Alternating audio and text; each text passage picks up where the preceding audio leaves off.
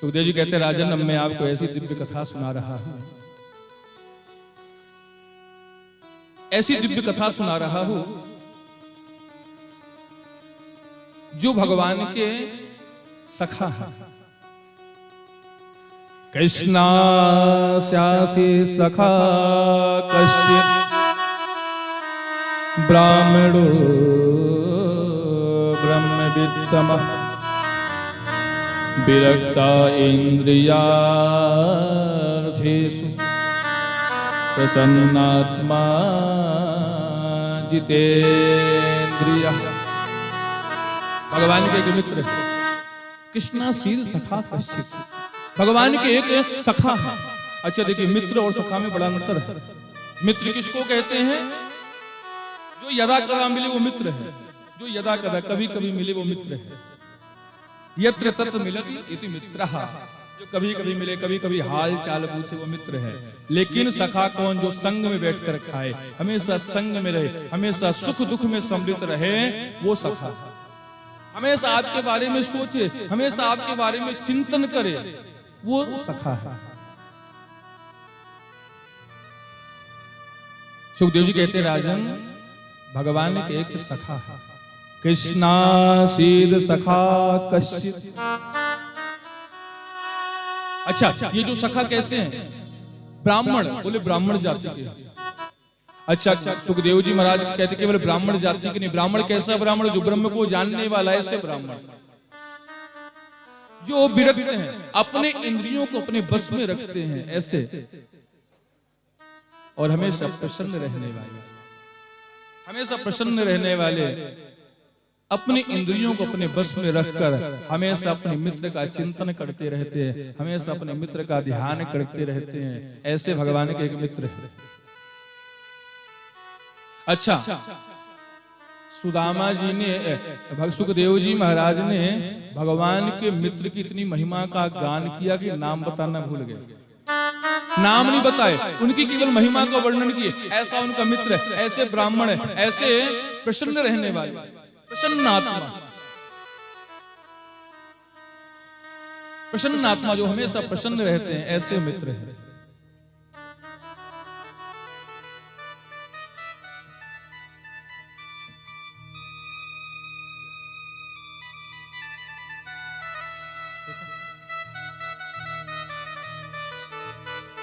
सुदामा जी का भागवत जी में नाम नहीं लिया, केवल उनकी महिमा को बताया। महिमा बताते बताते सुदामा जी का नाम भूल गए बताना।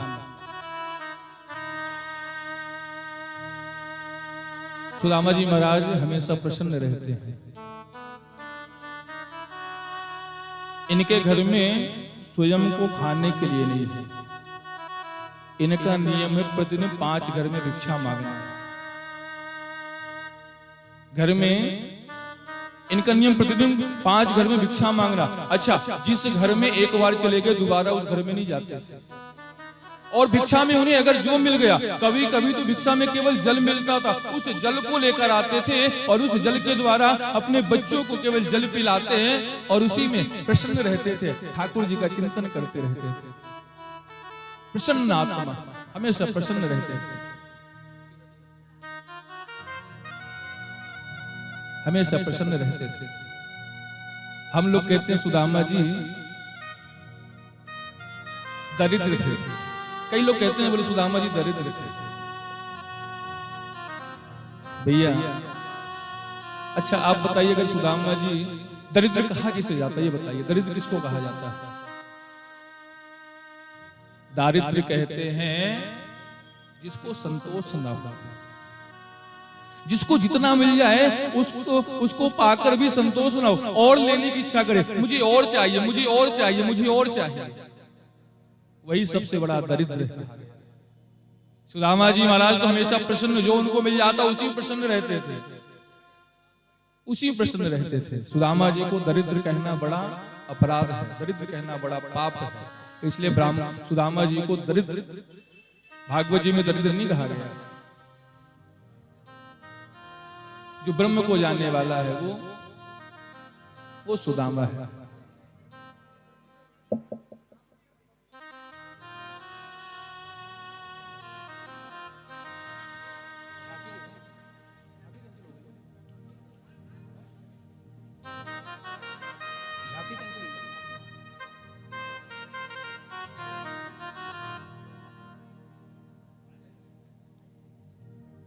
सुदामा जी को दरिद्र कहना, अरे दरिद्र तो हम लोग हैं।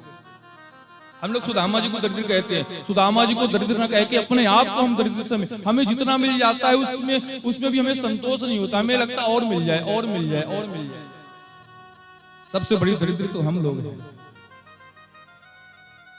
जो स्वयं को दरिद्र ना कहते हुए सुदामा जी को दरिद्र कहते हैं।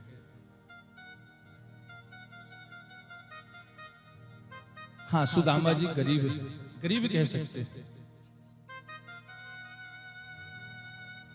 सुदामा जी के यहाँ पर इतनी गरीबी है कि सुदामा जी के यहाँ जब वर्षा होती है ना, तो बारिश का सारा जल उनकी कुटिया पर आता है। लेकिन जब उनके पूरे कुटिया में जल आता है ना, सुदामा जी अपना चिंतन नहीं करते, सुदामा जी कन्हैया का चिंतन करते। अरे पता नहीं आज वर्षा हो रही है, पता नहीं इस वर्षा से कहीं कन्हैया, इस बारिश के जल से मेरा कन्हैया कहीं भींज ना जाए, कहीं भींजने से मेरे कन्हैया को कष्ट ना हो जाए कि मेरे यहाँ वर्षा हो रही है तो उसके नगर में ही वर्षा हो रही हो। पता नहीं कन्हैया ने आज भोजन किया कि नहीं किया, पता नहीं कन्हैया कैसे होंगे। हमेशा कन्हैया का चिंतन करते हैं, अपने दुख को भूलकर अपने मित्र का ध्यान करते हैं, अपने मित्र का चिंतन करते हैं सुदामा जी। आज सुदामा जी महाराज भिक्षा लेने के लिए गए थे। उसी समय इनके यहाँ पर एक ब्राह्मण देवता भिक्षा लेने के लिए आया। मातु भिक्षाम देहि, मैं भिक्षा मुझे चाहिए। सुशीला इनकी पत्नी है, दौड़ कर आई, हाथ जोड़ ली, महाराज मेरे पास में आपको भिक्षा में देने के लिए कोई वस्तु नहीं है, मेरे पास में आपको भिक्षा देने के लिए कोई वस्तु नहीं है। महात्मा जी कहते नहीं देवी, कुछ न कुछ घर में होगा, जाओ देखो। सुशीला हाथ जोड़ती बोले महाराज मेरे घर में जो है मैं आपको देना नहीं चाहती, मेरे घर में जो है मैं आपको देना नहीं चाहती। महात्मा जी कहते क्यों, क्या आपके पास में ऐसी कौन सी वस्तु है जो आप देना नहीं चाहते? सुशीला कहती महाराज मेरे पास में गरीबी है, मेरे पास में गरीबी है और मैं आपको अपनी गरीबी नहीं देना चाहती, क्योंकि महाराज गरीबी में कितना कष्ट होता है, गरीबी में कितना कष्ट होता है ये केवल एक गरीब जान सकता है। इसलिए महाराज मैं ये नहीं चाहती उस गरीबी के कष्ट को आप झेलो, इसलिए महाराज मैं स्वयं उस गरीबी को सहन कर सकती हूँ, लेकिन वो गरीबी मैं आपको भिक्षा रूप में नहीं दे सकती। कहते गरीबी ऐसी चीज है, कहते जब जेब में लाखों हो तो लाखों देने वाले लाखों मिल जाते हैं, जब जेब में लाखों हो तो लाखों देने वाले लाखों मिल जाते हैं। ऐसी मिसालें आपने बहुत देखी होंगी, ऐसी मिसालें बहुत देखी होंगी कि जब जेब में लाखों गड्डियां पड़ी हैं तो लाखों, एक बार आप फोन करो, एक बार किसी को मैसेज करो तो लाखों देने के लिए लाखों खड़े हो जाएंगे, क्योंकि उनको पता है इसके पास में लाखों हैं, ये कभी भी इससे मांगेंगे तो लौटा सकता है। परंतु जब जेब में कुछ भी ना हो ना, तो 100 रुपए मिलना भी बड़ी बात हो जाती है। स्वयं जो अपना साथ में, अपने साथ में रहने वाला, अपने साथ में बैठकर खाने वाला जब जानता है कि इसके पास में 100 रुपए नहीं है तो हमें देखेगा, तो हमें देखकर मार्ग को बदल लेता है, अरे कहीं ये मुझसे पैसे ना मांगने लगे। तो जब जेब में 100 रुपए नहीं हो तो 100 रुपए देने वाले भी हमें 100 रुपए मिलना भी बड़ी बात हो जाती है। गरीबी ऐसी चीज है।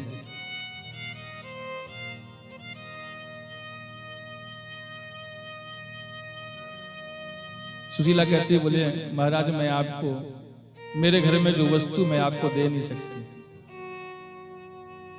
ब्राह्मण कहते बोले अच्छा देवी ये घर किसका है, आपके पति का क्या नाम है? मुझे तो ऐसा लग रहा है ये सुदामा जी का घर है। हाँ महाराज ये सुदामा जी का घर है। महात्मा जी कहते सुदामा जी का घर, सुदामा जी इतने गरीब, उनके यहाँ पर भोजन करने के लिए एक अन्न भी नहीं है। अरे देवी तुम्हें पता नहीं तुम्हारे पति के मित्र कौन है?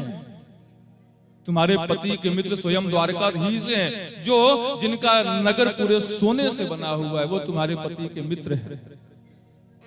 इतना बड़ा धनवान, इतना बड़ा राजा होते हुए और उसका मित्र ऐसे गरीब। क्या तुमने कभी अपने पति को द्वारकाधीश से मिलने नहीं भेजा? सुशीला कहते बोले महाराज मुझे आज पता चल रहा है कि मेरे पति के मित्र द्वारकाधीश है। आज तक कभी मेरे पति ने ये नहीं बताया कि मेरा मित्र द्वारकाधीश है। सुदामा जी को भय है, अगर मैं कभी अपनी पत्नी से अगर इसके बारे में बता दूंगा तो कहीं मेरी पत्नी मित्र से द्वारकाधीश से कुछ मांगने के लिए जिद न करने लगे कि आप जाओ उनसे कुछ मांग कर लाओ। इस भय के कारण सुदामा जी ने बताया नहीं कि मेरा मित्र द्वारकाधीश है।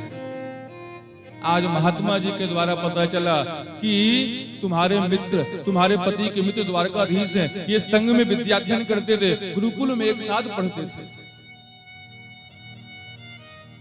तुम्हारे यहाँ पर इतना कष्ट है, देवी एक बार अपने पति को द्वारकाधीश से मिलने के लिए भेजो। महात्मा जी चले गए, सुदामा जी महाराज आए। आज सुशीला ने सुदामा जी महाराज का बड़ा सुंदर स्वागत किया, दौड़ दौड़ कर पानी पिलाती है। सुदामा जी कहते देवी क्या बात है, आज बड़ी सेवा हो रही है। सुशीला हाथ जोड़ती बोले महाराज आपने बताया नहीं कि आपके मित्र द्वारकाधीश हैं। जैसे सुदामा जी को पता चला कि आज सुशीला को पता चल गया कि मेरे मित्र द्वारकाधीश हैं, द्वारकाधीश का ध्यान करते हुए सुदामा जी की आंखों से अश्रु आने लगे। हाँ मित्र, हाँ देवी मेरे बचपन का मित्र है, हम लोग गुरुकुल में एक साथ विद्याध्ययन करते थे।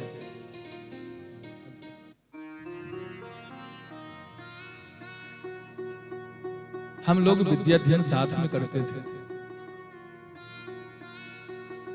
अच्छा आपके मन में अपने मित्र से मिलने की इच्छा नहीं होती है? देवी इच्छा तो बहुत होती परंतु क्या करें। कहते हैं मित्र के यहां पर जाओ तो बिना खाली हाथ नहीं जाना चाहिए। देवी हमारे पास में स्वयं के बच्चों को खिलाने के लिए कोई वस्तु नहीं है, मैं अगर मित्र से मिलने के लिए जाऊं तो क्या लेकर जाऊं? सुशीला कहती आप चिंता मत करो। दौड़कर सुशीला 4 घर में गई और 4 घर में जाकर 4 मुट्ठी चावलों को लाकर सुदामा जी के सामने रख दिया। महाराज आप जाओ अपने मित्र के यहाँ पर, ये देखो मैं 4 मुट्ठी चावल लेकर आई हूं, इन 4 मुट्ठी चावलों को लेकर जाओ। आज पहली बार सुशीला किसी के यहाँ पर कुछ मांगने गई थी।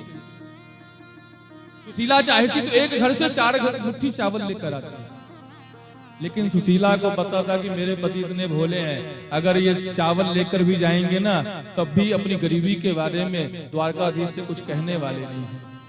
द्वारकाधीश जब 4 जगह के चावलों को एक साथ देखेंगे तो समझेंगे इनके यहाँ पर कितनी गरीबी है। इसलिए सुशीला ने 4 घर जाकर और 4 घर जाकर 4 मुट्ठी चावल लेकर आई। देवी आपने चावल ले परंतु ले कैसे जाए? सुशीला ने तुरंत अपने साड़ी के पल्लू को फाड़ दिया। जिस पल्लू को फाड़ा सुदामा जी ने उस पल्लू में देखा हजारों छिद्र है। उस साड़ी के पल्लू में हजारों छिद्र है। सुदामा जी ने उस छिद्रों को देखकर सुदामा जी की आंखों में अश्रु आ गए। वारे कन्हैया जिस तरह तेरे गुण अनेक हैं, जिस तरह तेरे नाम हजार हैं, जिस तरह तेरे गुणों को, तेरे नामों को, तेरी कृपा को कोई जान नहीं सकता, गिन नहीं सकता, इसी तरह इस कपड़े में छिद्र है। और आज उन छिद्रों से सुदामा जी को भगवान के दर्शन हो रहे हैं।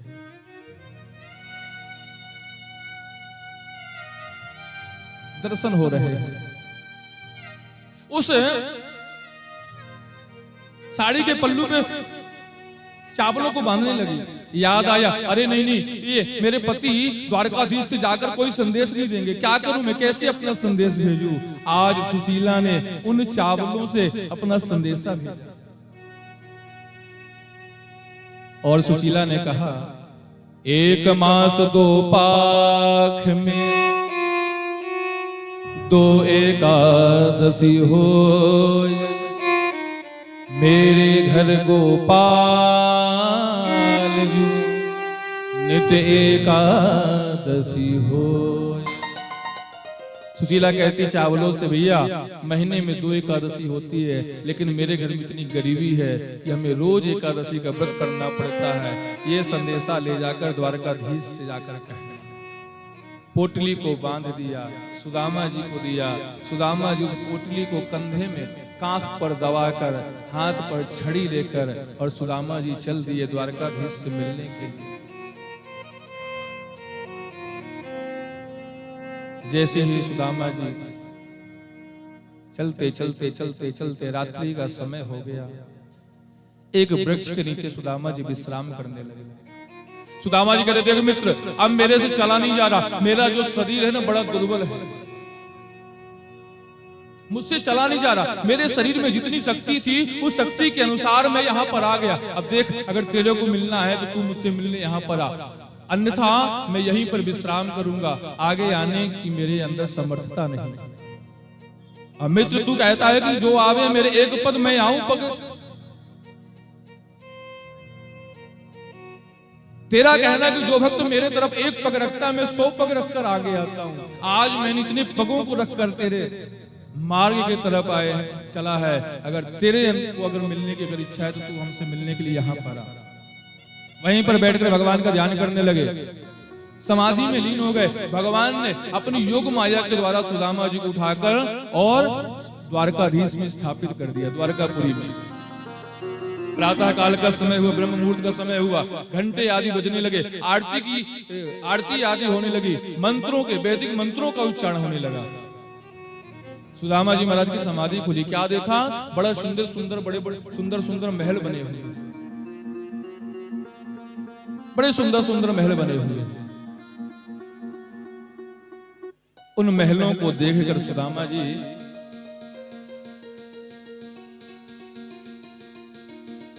जो वहां पर द्वारकावासी थे वो मिले, उनसे पूछा भैया ये कौन सा नगर है?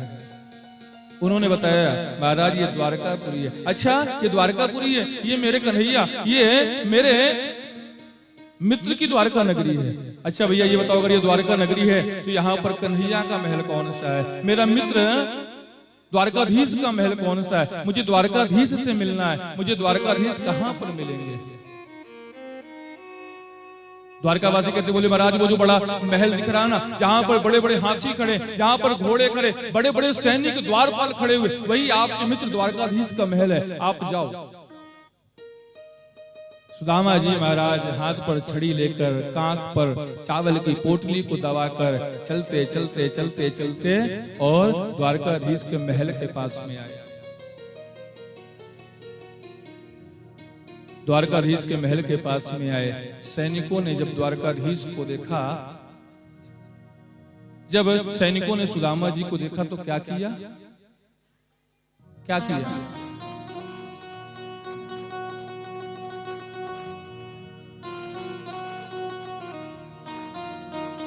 बताइए क्या किया?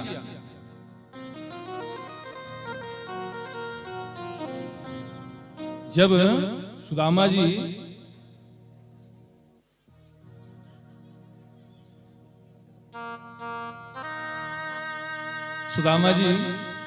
द्वारकाधीश के महल में पहुंचे, बड़े बड़े सैनिक खड़े थे। सुदामा जी को देखकर क्या किया? सुनते आप लोग भी कथा सुनते हैं, टीवी आदि के माध्यम से देखते, बताइए क्या किया? भगा दिया, धक्का दे दिया, यही है ना? इसमें हमारी गलती नहीं है, हम लोग सत्संग नहीं करते हैं, हम लोग शास्त्रों को पढ़ते नहीं हैं, बस जब कथा में बैठे बस नाचे कूदे, जो कथा सुनाई गई यहां से सुना, यहां से निकाल दिया और चले गए। टीवी आदि के माध्यम से जो दिखा दिया गया, सुदामा जी आए, सुदामा जी को द्वारपाल गाने आदि के माध्यम से धक्का दे दिया, उसको हम लोग याद कर लेते हैं। सुदामा जी जब द्वारकापुरी पहुंचे तो सैनिकों ने धक्का नहीं दिया, सुदामा जी का स्वागत किया, सुदामा जी का पूजन किया, उनका अर्चन किया। अरे आप विचार करो सुदामा कौन है? सुदामा कोई साधारण नहीं, सुदामा ब्राह्मण है। और जो भगवान अपने पुत्रों को बताते कभी ब्राह्मण का तिरस्कार मत करना, जो भगवान अपने बच्चों को बताते हैं ब्राह्मण का कभी अपराध नहीं करना, क्या उन भगवान के द्वारपाल एक ब्राह्मण का अपराध कर सकते हैं? एक ब्राह्मण का अपराध कर सकते हैं? और ठीक है, अगर एक ब्राह्मण का अपराध कर दिया, आप देखो एक बार यही द्वारपालों ने ब्राह्मण का सनकादिक ऋषियों का अपराध किया, ये भी तो भगवान के द्वारपाल जय और विजय थे, सनकादिक ऋषियों को रोक दिया, जिसके कारण 3 बार उनको दैत्य योनि में आना पड़ा। आज वही द्वारपाल क्या दोबारा उस गलती को कर सकते हैं? कहते बिल्ली भी अगर एक बार अगर गर्म दूध को अगर पीती है तो मठे को पिएगी तो फूंक कर पीती है। तो क्या वो द्वारपाल दोबारा उस अपराध को कर सकते हैं?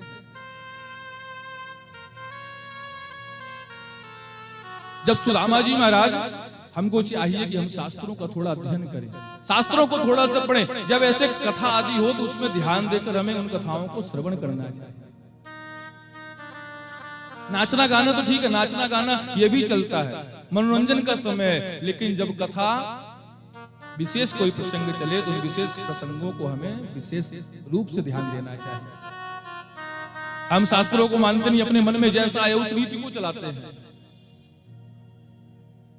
ये तो टीवी आदि वाले जो हैं, ये हमें कमजोर करने के लिए गलत तरह के कार्यों को प्रस्तुत कर देते हैं। उसको देखकर हम सही मानते हैं। वो जानते हैं कि ये हमारे जो सनातन धर्म के लोग हैं ना, ये किसी भी शास्त्रों को पढ़ते नहीं, किसी भी शास्त्र के बारे में सुनते नहीं, बस हमारे टीवी के वचनों को मानते हैं। और वो जैसा दिखा दिए, सुदामा जी आए, सुदामा जी को धक्का दे दिया, हमने भी उसमें झांकी निकाले, सुदामा जी को धक्का दिया, हम ताली बजा के हंसते हंसने लगते हैं। गाना बना दिया, अरे द्वारपालों कन्हैया से कह दो, उसमें धक्का दिया तो हम भी समझते हैं कि हाँ हाँ उन्होंने गाना गाया है तो सुदामा जी को धक्का दिया हो। टीवी आदि के माध्यम से अगर हम कार्यों को करेंगे तो हमें फल की प्राप्ति नहीं होगी। टीवी वाले कौन है? मूवी आदि बनाने वाले सब जो हमारे धर्म को नहीं मानते हैं, इस बात को नहीं मानते, वही सब है। हमें कमजोर करने के लिए हमारे सामने गलत तरह से कार्यों को प्रस्तुत करते हैं कि हम उस गलत कार्य को करें, और जब गलत कार्य को करेंगे तो हमें फल की प्राप्ति नहीं होगी। इसलिए हमें चाहिए कि हम संतों का सत्संग करें, गुरुजनों के पास में बैठे और ऐसी बातों को ध्यान दें। टीवी वालों को हम हीरो मानते हैं, वो हीरो नहीं, हमारे अंदर वासनाओं को भरते हैं। टीवी आदि को देखकर कैसे हम लोग सीरियल में देखते, कैसे माता पिता की आपस में कैसे खटपट होती है, भाई भाई से कैसे खटपट होती है।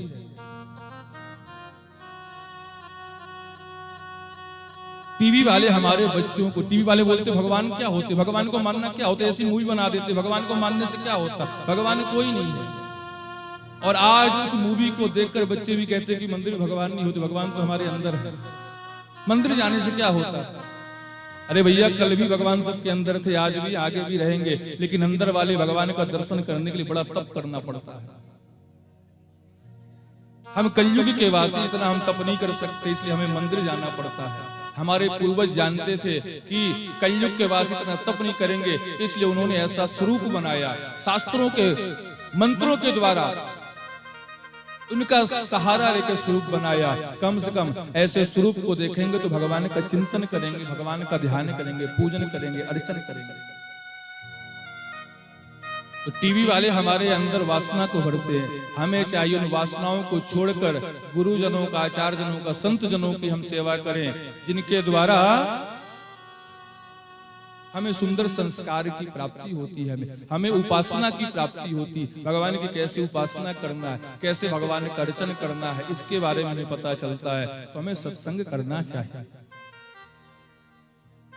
सुदामा जी महाराज जब आए ना, सुदामा जी महाराज का द्वारपालों ने सुंदर पूजन किया, अर्चन किया, गंधादि के द्वारा पूजन किया। सुदामा जी महाराज बताते हैं, बोले मैं द्वारकाधीश का मित्र हूँ। हाँ हाँ महाराज, आप जैसे ही हमारे द्वारकाधीश के मित्र होते हैं, आओ आपका स्वागत है, चलो हम आपको लेकर चलते हैं।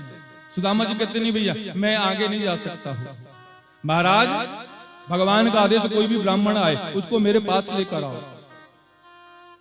द्वारपाल कहते कि आओ महाराज, आपको हम पालकी में बैठा कर लेकर चलते हैं, आपको पालकी में बैठाकर हम लेकर चलेंगे। सुदामा जी कहते भाई हम बहुत दूर से आए हैं, इसलिए हम पालकी में नहीं बैठेंगे, हम इतने दूर चलकर आए, जाकर अब हमारे मित्र से कहो अगर उसे मिलना है तो आकर द्वार में आकर मिले। क्योंकि सुदामा जी के मन में थोड़ा सा शंका है, भैया बहुत बड़ा राजा है, कहीं मैं अगर पालकी में बैठकर चला गया तो मुझे देखकर अनदेखा ना कर दे। भाई उसके पास में बहुत पैसा, बहुत रुपए है, बहुत बड़ा राजा है, और जिसके पास में बहुत संपदा होती है तो अपने छोटे मित्र को देखकर अनदेखा कर देता है। तो सुदामा जी को लगा भैया कहीं मैं राज भवन में चला गया और मेरा मित्र देखकर अनदेखा ना कर दे, इसलिए सुदामा जी ने अपना परिचय, अपने बारे में अपना परिचय देकर और द्वारपालों को भगवान के पास में भेजा। और क्या कहते हैं सुदामा जी, कोई घन श्याम से कह दो तुम्हारा यार आया है, तुम्हारा यार आया है। कोई घन श्याम से कह दो तुम्हारा यार आया है, तुम्हारा यार आया है। कोई घन श्याम से कह दो तुम्हारा यार आया है, तुम्हारा यार आया है। कोई घन श्याम से कह दो तुम्हारा यार आया है, तुम्हारा यार आया है। तुम्हारा यार आया है, तुम्हारा यार आया है। तुम्हारा यार आया है, तुम्हारा यार आया है। कोई घन श्याम से कह दो तुम्हारा यार आया है, तुम्हारा यार आया। कोई घन श्याम से कह दो तुम्हारा यार आया है, तुम्हारा यार आया है।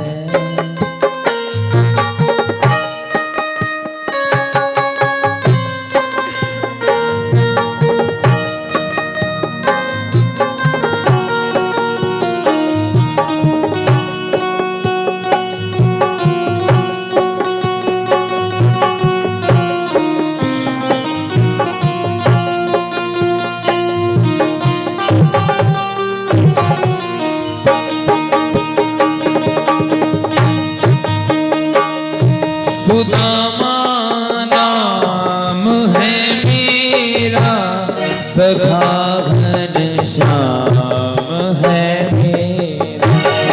सुदामा नाम है मेरा, सखा घन श्याम है मेरा। न घबराओ कहो जाकर, किया है द्वार पर डेरा।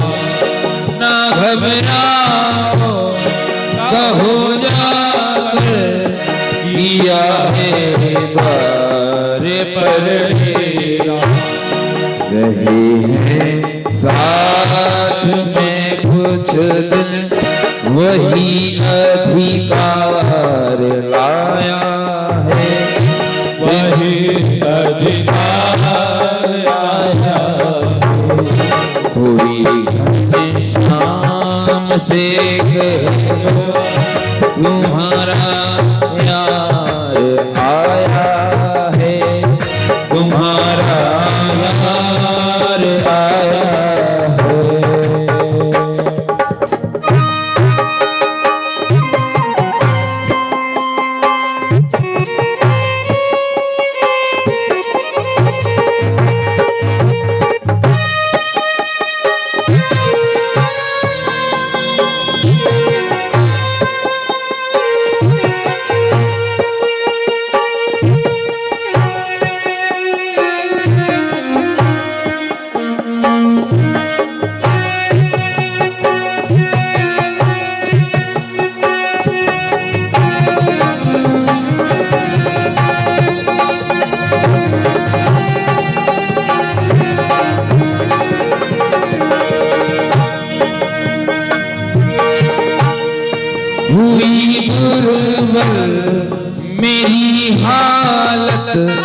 बड़े हैं पाँव में छाले, हुई दुर्बल मेरी हालत, बड़े हैं पाँव में छाले। निहारो कौन आया है, अरे ओ द्वारका वाले। निहारो कौन आया है, अरे ओ द्वारका वाले।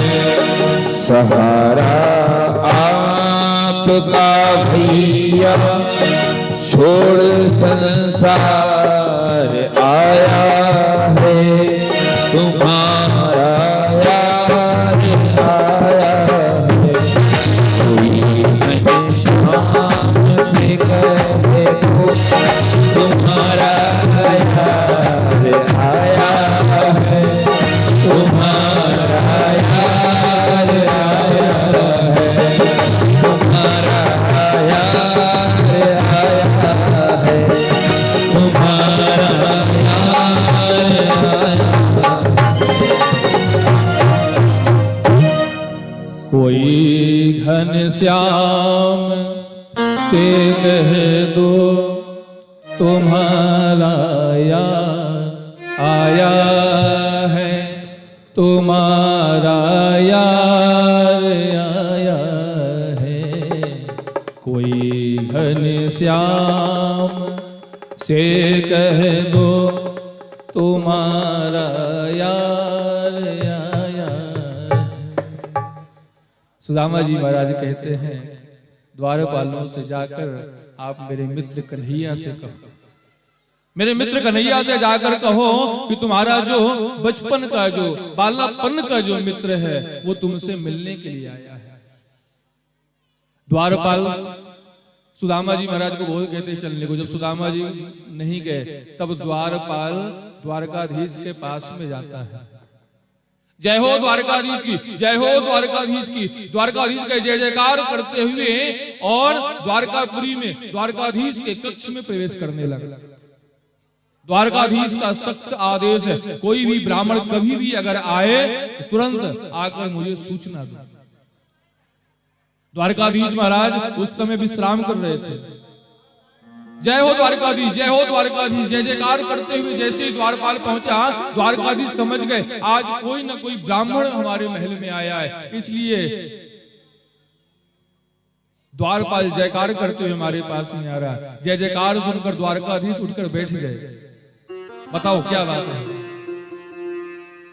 द्वारपाल कहता है, बोले महाराज, शीश पगा न जगा तन में, प्रभु जानी को आहि बसे कही ग्रामा।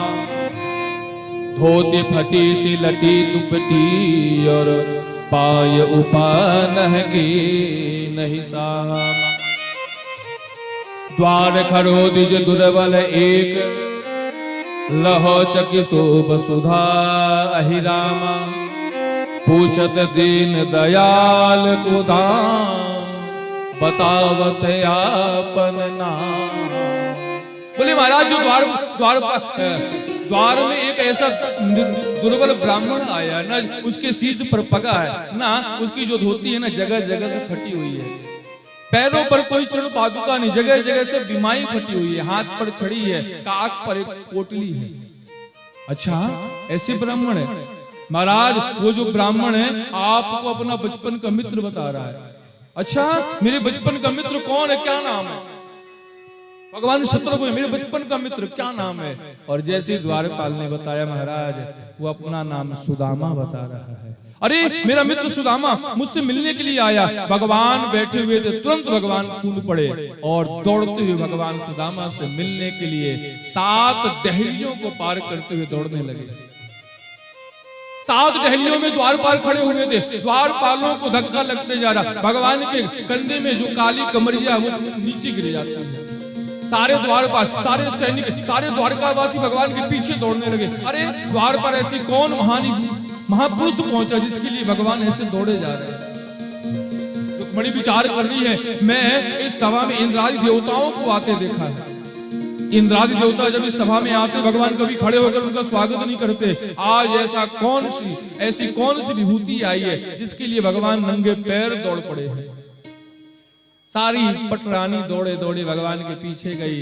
भगवान 7 दहली को पार करके जैसे द्वार के बाहर पहुंचे, सुदामा जी को देखा और दौड़ कर गए और सुदामा जी को अपने अंक में भर लिया। सुदामा जी को अपने गले में लगा लिया। अरे मित्र सुदामा, आप मुझसे मिलने के लिए आए। देखो देखो, द्वारका वासियों से बताते, देखो ये मेरा मित्र है, ये मेरा बचपन का मित्र है। हम लोग साथ में गुरु जी के संदीपनी मुनि के आश्रम में एक संग में हम लोग विद्या अध्ययन करते थे। हम लोग साथ में गैया चराते थे। हम लोग साथ में वन में लकड़ियों को बीनने के लिए जाते थे। आज द्वारका वासियों ने जब भगवान के सम्मिलन को देखा, आज द्वारका वासियों के हृदय से आंखों से अश्रु बहने लगे। आज हृदय में इतनी प्रसन्नता हुई। अरे द्वारकाधीश, ऐसे मित्र आपके होते। समस्त द्वारका वासियों ने सुदामा जी महाराज का बड़ा सुंदर स्वागत किया। भगवान सुदामा जी को साथ में लेकर महल के अंदर आए। जिस सिंहासन में स्वयं भगवान बैठते, सुदामा जी को सिंहासन में बैठाया। रुक्मणी जी को आदेश दिया, जाओ जल लेकर आओ। ब्राह्मण देवता हैं, ब्राह्मण के पैरों को पखारना है, इनके पैरों को धुलना है। रुक्मणी जी दौड़कर जल लेने के लिए आई। भगवान ने विचार किया, अगर रुक्मणी जल लेने गई है, पता नहीं किस जल को लेकर आएगी।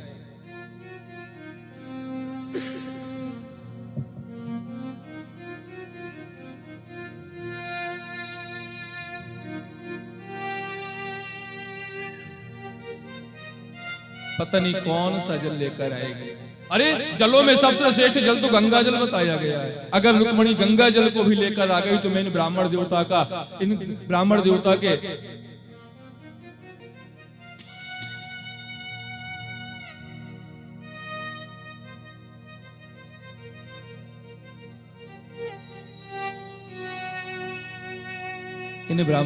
के चरणों को मैं गंगा जल से नहीं धो सकता। क्यों? कि गंगा जल तो मेरे पैरों से निकला है।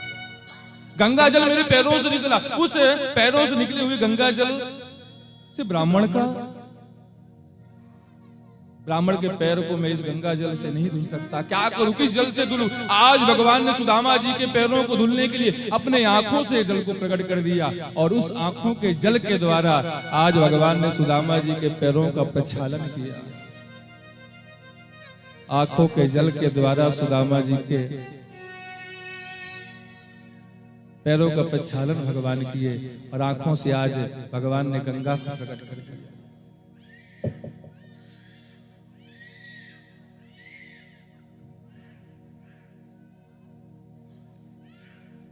रुक्मणी जी दौड़कर जल लेकर आई। आज उस दृश्य को देखकर रुक्मणी जी बड़ी आनंदित हो रही कि देखो वारे कन्हैया, कैसे ब्राह्मणों का सत्कार किया जाता है, ये तुमसे लोग सीखे।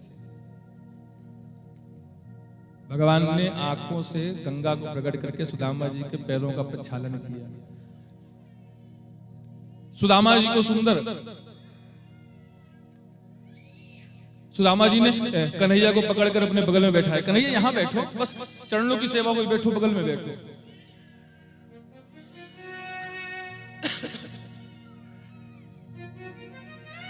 सुदामा जी की सेवा करने लगे।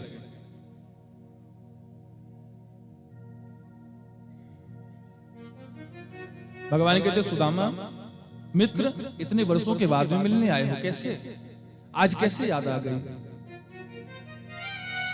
सुदामा जी कहते, बोले मित्र, याद तो बहुत आती थी, मिलने की इच्छा बहुत थी, परंतु क्या करें।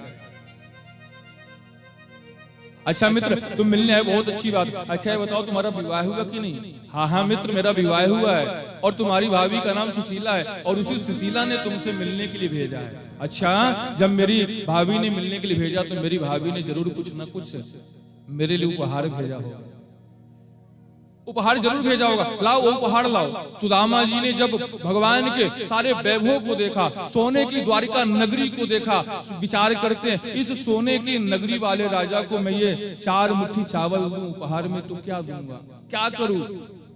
लज्जित होकर उस पोटली को छिपाने लगे। नहीं नहीं मित्र, भाभी ने कुछ नहीं दिया, तेरी भाभी ने मुझे कुछ उपहार नहीं दिया। हाँ, एक उपहार दिया था, परंतु वो मार्ग में भूल गया, वो मार्ग में गिर गया, क्षमा करना मित्र। भगवान कहते, अरे मित्र, तुझे मेरे स्वभाव के बारे में नहीं पता है, मेरा कैसा स्वभाव है।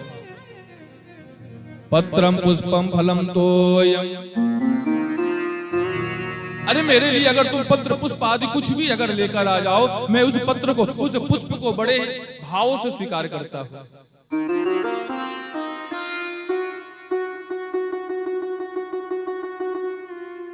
बड़े भाव से मैं उसको स्वीकार करता हूं।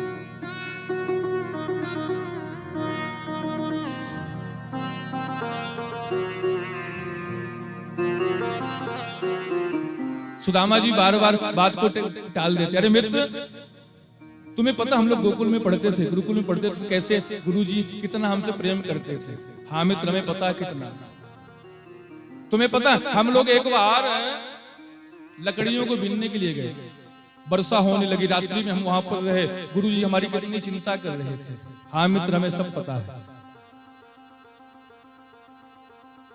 और उसी लीला में भगवान ने, सुदामा जी जब गुरुकुल में थे और गुरुकुल में जाकर लकड़ियां बीनने गए, रात्रि में वहां पर वन में रहे, वर्षा होने लगी, तो यहाँ कथा आती है कि सुदामा जी ने भगवान के हिस्से के चने खा लिए। इस कारण से सुदामा जी महाराज को गरीबी का श्राप लग गया कि आपने अपने मित्र के हिस्से के चने खा लिए। ये कथा का वर्णन आता है। लेकिन सुदामा जी ने चने क्यों खाए? जो सुदामा अपने मित्र से इतना प्रेम करता है, सुदामा जी को उनके गुरुजी ने ऐसा मंत्र दिया था कि हे मित्र, सुदामा जी को ऐसा मंत्र दिया था, इस मंत्र का प्रयोग करने से जिस वस्तु का तुम स्पर्श करोगे वो वस्तु सोने की हो जाएगी। गुरुजी ने इस मंत्र को सुदामा जी को दीक्षा रूप में दिया था और बोला था, सुदामा ये मंत्र किसी को बताना मत, अगर तुमने इस मंत्र को किसी को बता दिया तो दोबारा ये तुम्हारे कार्य में नहीं आएगा। सुदामा जी महाराज ने इस मंत्र को द्वारकाधीश को बता दिया। अरे मैं तो एक ब्राह्मण हूं, मेरा कार्य भजन करना, मेरा मित्र राजा होगा, सोने का काम इसका है, स्वर्ण का काम इसका, ये सोने के महल बनाएगा, चलो क्यों ना मैं इस मंत्र को अपने मित्र को बता दूं।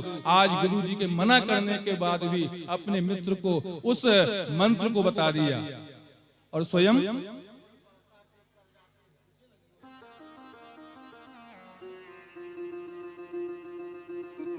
क्या वो सुदामा जी अपने मित्र के हिस्से के चने खा सकते हैं, जो स्वयं सोने का मंत्र बता दिया, स्वर्ण का मंत्र बता दिया। सुदामा जी ने चने खाए, परंतु क्यों खाए?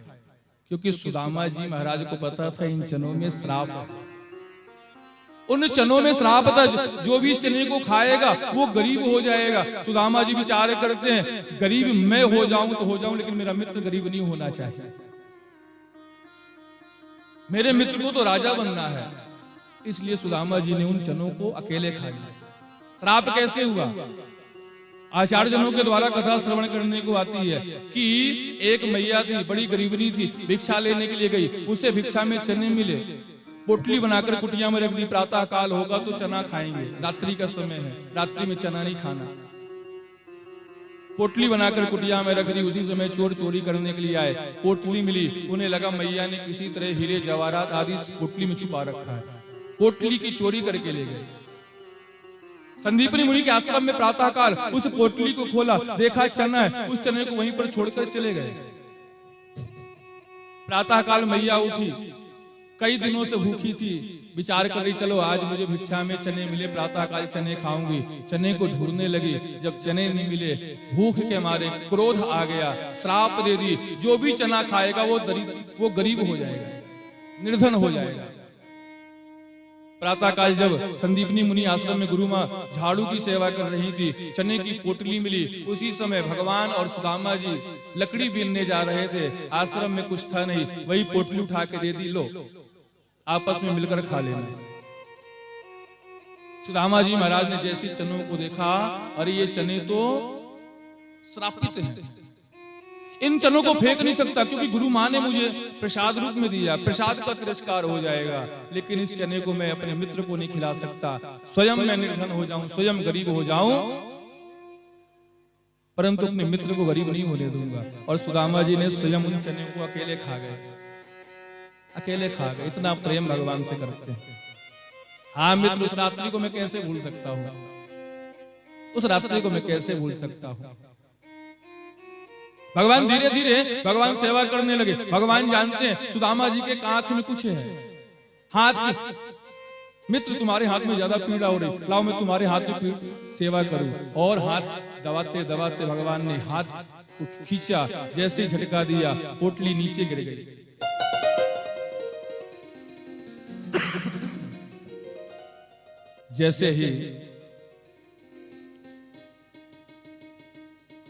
जैसी पोटली नीचे गिरी, भगवान ने पोटली उठाई। भगवान ने जैसी पोटली उठाई, पोटली को खोला, पोटली के दृश्य को जब देखा, हजारों उसमें छिद्र हैं। आज उस पोटली के दृश्य को देखकर भगवान की आंखों से अश्रु बहने लगे, भगवान के आंखों से अश्रु बहने लगे। और भगवान ने जैसी पोटली खोला, आज पोटली खोलते ही उन चावलों ने भगवान को सुशीला का दिया हुआ संदेशा सुना दिया। क्या संदेशा? 1 मास 2 पाख में 2 एकादशी होय, मेरे घर गोपाल जी नित एकादशी होय। आज जैसे वो चावलों ने भगवान को सुशीला का संदेश दिया कि ये चावल जहां से आए हैं, इतनी गरीबी है कि उनको ये चावल खाने को नहीं मिलते हैं, उनको प्रतिदिन एकादशी का व्रत करना पड़ता। आज जैसे भगवान ने चावलों का दर्शन किया, आज भगवान की आंखों से अश्रु आया और भगवान ने भी वचन दे दिया। भगवान कहते हैं, होनी थी सो हो गई, अब ना ऐसी हो, भाभी तेरे भवन में नित्य द्वादशी हो। अरे मैं वचन देता हूँ, आज के बाद में तुम्हें कभी एकादशी का व्रत नहीं रखना पड़ेगा। आज मैं इतना तुम्हें देता हूँ। भगवान ने तुरंत एक मुट्ठी चावल उठाई, एक मुट्ठी चावल उठाकर भगवान ने पाया और कहा कि इस मृत्यु लोक का, इस पृथ्वी लोक का जो संपदा है, जो सुख है, वो मैं भावी के चरणों में समर्पित करता हूं। दूसरी चावल की मुट्ठी उठाई, भगवान ने उसको खाया और कहा स्वर्ग का जो सुख है, वो सारा सुख मैं सुदामा जी के चरणों में समर्पित करता हूं। तीसरी चावल की मुट्ठी को जैसे उठाई, रुक्मणी जी दौड़कर आई, हाथ पकड़ ली, महाराज ये ब्राह्मण देवता का लाया हुआ प्रसाद है, क्या आप अकेले इस प्रसाद को पालेंगे?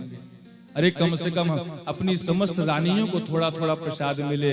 जब रुक्मणी जी ने आग्रह किया, तब भगवान ने वो पोटली रुक्मणी जी को प्रदान कर दी। रुक्मणी जी ने थोड़ा थोड़ा प्रसाद सारे द्वारका में वितरण किया। सारे द्वारका में समस्त रानियों को, सारे अपने परिवारजनों को ब्राह्मण का लाया हुआ प्रसाद वितरण किया। सुदामा जी कहते हैं, मित्र ये तो ठीक है, तुमने हमारे बारे में पूछ लिया, अभी अपने बारे में कुछ बताओ, तुमने विवाह किया कि नहीं किया? अरे मित्र विवाह की बात करते हो, मिलवा देते हैं। आदेश दिया, जाओ सबको लेकर आओ।